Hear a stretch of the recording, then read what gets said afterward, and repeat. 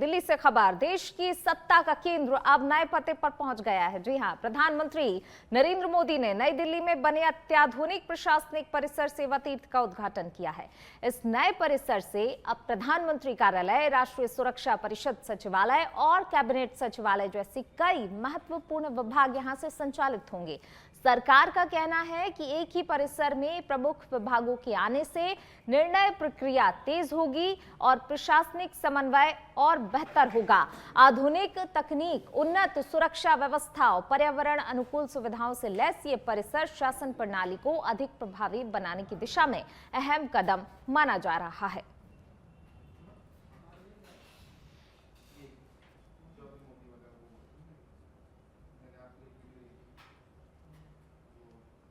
तो दिल्ली से खबर आपको बता रहे हैं। देखिए, प्रधानमंत्री नरेंद्र मोदी ने उद्घाटन किया है सेवा तीर्थ का और इसी के साथ यहां से अब कहा जा रहा है कि जो कई महत्वपूर्ण विभाग हैं वो एक ही परिसर से संचालित होंगे और इससे कहा जा रहा है कि देखिए व्यवस्थाएं और अच्छी होंगी, निर्णय लेने में आसानी होगी। अभी अलग अलग जगह विभाग होते थे तो कहीं ना कहीं दिक्कतों का सामना करना पड़ता था, लेकिन अब जिस तरीके से निर्णयों में तेजी आएगी तो जाहिर सी बात है कि विकास भी तेजी से होगा।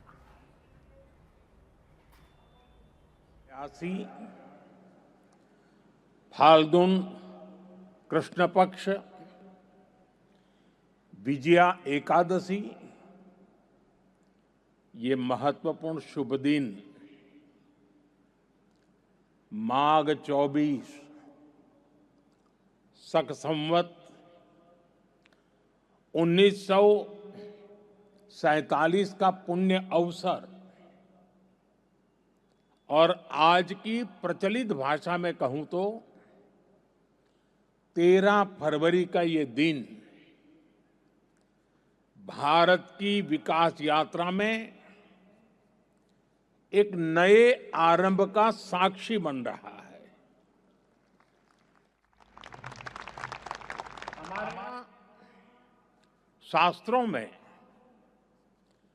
विजया एकादशी का बहुत महत्व रहा है। इस दिन जिस संकल्प के साथ आगे बढ़ते हैं उसमें विजय अवश्य प्राप्त होती है। आज हम सभी भी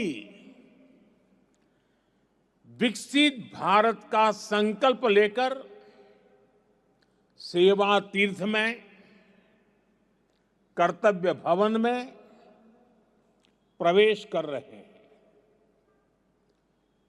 अपने लक्ष्य में विजयी होने का दैवीय आशीर्वाद हमारे। और अब खबर जयपुर से है, जहां पंचायती राज संस्थाओं के आम चुनाव 2026 को लेकर मतदान व्यवस्था निर्धारित कर दी गई है। राज्य निर्वाचन आयोग के आयुक्त राजेश्वर सिंह ने जानकारी देते हुए बताया कि राजस्थान पंचायती राज नियम 1994 के नियम 35 के तहत चुनाव संपन्न कराए जाएंगे। जिला परिषद एवं पंचायत समितियों के समस्त वार्डों के चुनाव इलेक्ट्रॉनिक वोटिंग मशीन के माध्यम से होंगे, जबकि ग्राम पंचायत के सरपंच एवं वार्ड पंच का निर्वाचन मतपेटी के जरिए कराया जाएगा।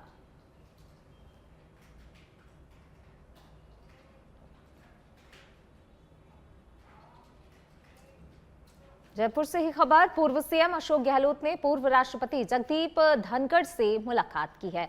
राजभवन में हुई ये मुलाकात गहलोत और जगदीप धनखड़ की अहम मुलाकात। ये देखिए मुलाकात की तस्वीरें। राजभवन में दोनों नेताओं के बीच मुलाकात हुई है और जाहिर सी बात है कि कई मुद्दों को लेकर यहाँ पर बातचीत भी हुई होगी दोनों के बीच। तो मुलाकात की तस्वीरें आपकी टीवी स्क्रीन पर आप देख रहे हैं। पूर्व मुख्यमंत्री अशोक गहलोत की मुलाकात जगदीप धनखड़ से।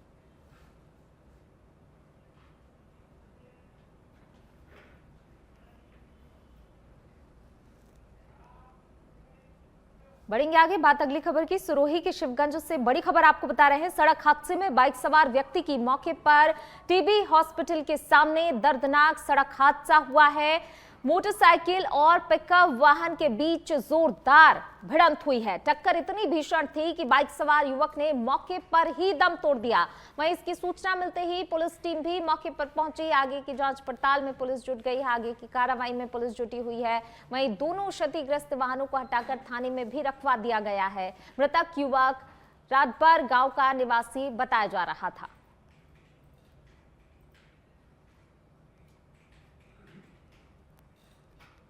तो देखिए भीषण सड़क हादसा जिसमें युवक की दर्दनाक मौत हो गई। सड़क हादसे में बाइक सवार व्यक्ति की मौके पर ही मौत हो गई है। हालांकि घटना की जानकारी जैसे ही पुलिस को मिली, पुलिस मौके पर पहुंची है। उसके बाद से जो है लगातार पुलिस आगे की कार्रवाई में जुटी हुई है।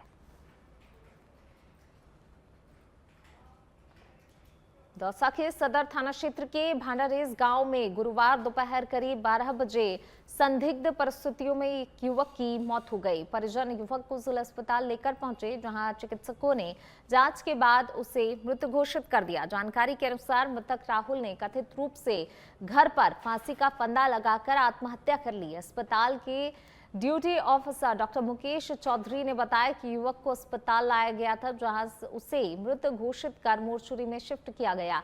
इधर परिजन बिना पोस्टमार्टम कराए शव ले जाना चाहते थे।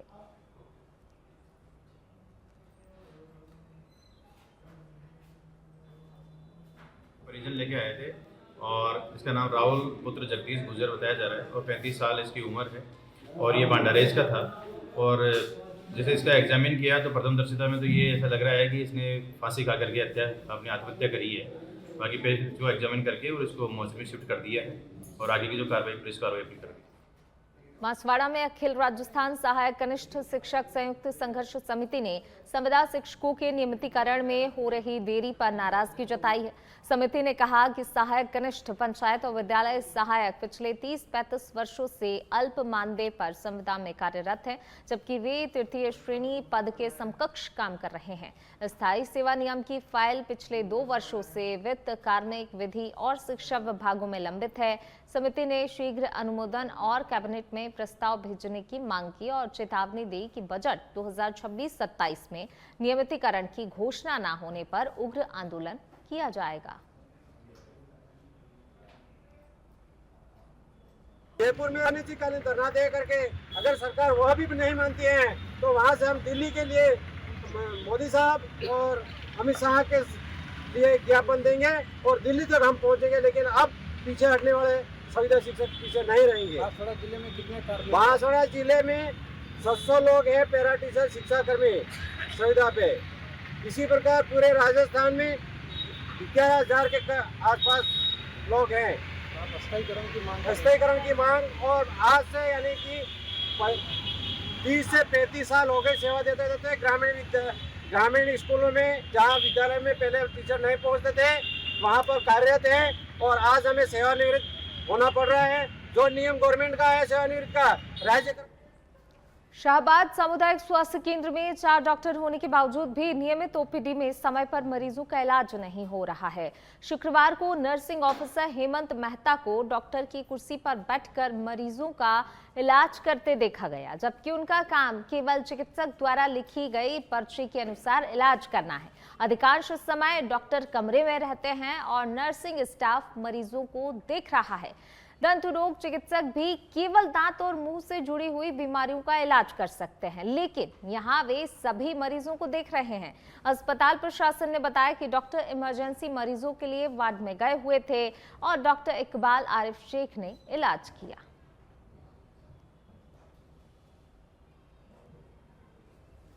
तो देखिए शाहबाद की तस्वीरें हैं जहां पर मरीज जो इलाज के लिए अस्पताल का रुख करते हैं, अस्पताल पहुंचते हैं और मरीजों को किस तरीके की परेशानियों का सामना करना पड़ता है। जो डॉक्टर उनके इलाज के लिए बैठे होते हैं अधिकतर वो नदारद रहते हैं, इलाज कोई और ही कर रहा होता है। और ऐसे में देखिए आप मरीजों के साथ क्या खिलवाड़ किया जा रहा है, यहाँ पर ना कोई जाँच है। इसके बाद आप खुद सोच सकते हैं कि मरीज किस तरीके से जो है अपनी जान जोखिम में डालकर इस अस्पताल की ओर जा रहे हैं और भरोसा अभी भी जता रहे हैं कि वो ठीक हो जाएंगे, लेकिन उनकी सेहत के साथ यहाँ पर लगातार खिलवाड़ किया जा रहा है। जोधपुर से खबर जहां एक अनोखी घटना सामने आई है, जहां एक युवक को महिला को प्रपोज करना भारी पड़ गया। जी हां, शहर के मेडिकल कॉलेज रोड पर युवक पिछले कई दिनों से महिला का पीछा कर रहा था और कभी गुलाब तो कभी टॉफी देकर उसे प्रपोज करने की कोशिश कर रहा था। लेकिन आज युवक ने हद ही पार कर दी। हद पार करते हुए महिला की एक्टिवा की चाबी निकाल ली, जिससे वह गुस्से में आ गई। इससे पहले कोई और विवाद बढ़ता, महिला ने युवक की बीच सड़क पर ही पिटाई कर दी। मौके पर बड़ी संख्या में लोग जमा हो गए। महिला ने युवक को गिनकर 10 चांटे मारे।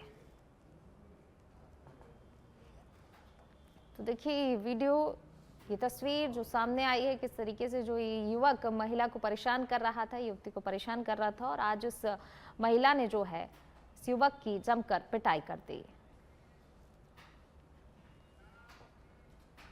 बढ़ेंगे आगे डिडवाना के नावा सिटी से खबर, जहां एक मां अपने बच्चे को इंसाफ दिलाने के लिए फरियाद लगा रही है। महिला ने बताया कि उसके बेटे दीपक ने पत्नी और सास की प्रताड़ना से तंग आकर आत्महत्या कर ली थी। मृतक दीपक स्वामी ने मरने से पहले सुसाइड नोट और वीडियो वायरल कर अपनी आपबीती जाहिर की थी, जिसके बाद थाने में मुकदमा भी दर्ज हुआ था।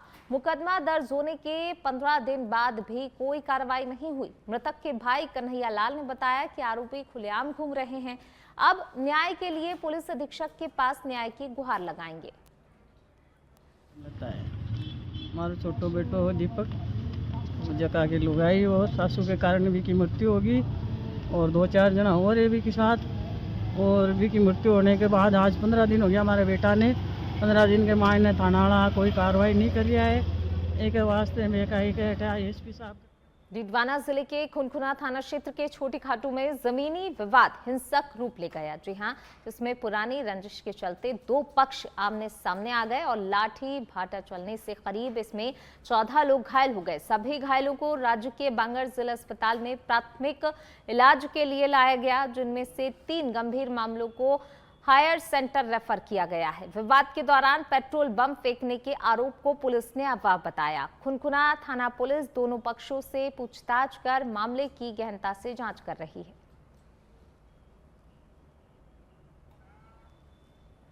अलवर जिले के लक्ष्मणगढ़ से खबर, जहां दिल्ली मुंबई एक्सप्रेस वे पर बुटियाना के समीप चालक को नींद की झपकी आने से एक कार अनियंत्रित होकर आगे चल रहे ट्रक से जा टकराई। हादसे में नव दंपति गंभीर रूप से घायल हो गए, जिन्हें प्राथमिक उपचार के बाद जिला अस्पताल रेफर किया गया है।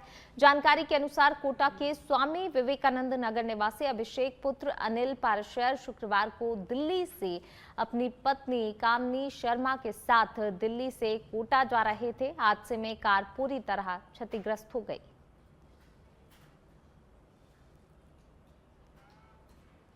और अब खबर धौलपुर से है। धौलपुर जिले के बाड़ी कस्बे में गर्ल्स स्कूल के पास स्कूटी सवार को ट्रक चालक ने टक्कर मारने के बाद स्कूटी सवार ट्रक के पहिए के नीचे आ गया। गंभीर हालत में स्कूटी सवार को हायर सेंटर के लिए रेफर किया गया है, जिसकी हालत नाजुक बनी हुई है। जानकारी के अनुसार बाड़ी निवासी अजय पुत्र किरोड़ी 20 वर्षीय बाजार से घर जा रहा था, तभी गर्ल्स स्कूल के पास ट्रक ने स्कूटी को टक्कर मार दी। घटना को देखकर स्थानीय लोग पहुंच गए, जिसके बाद पुलिस को सूचना दी गई। घायल को स्थानीय लोगों ने अस्पताल में भर्ती करवाया। गंभीर हालत के चलते चिकित्सकों ने उसे हायर सेंटर रेफर कर दिया। पुलिस ने ट्रक को जब्त कर लिया। पुलिस सीसीटीवी के आधार पर मामले की जांच कर रही है।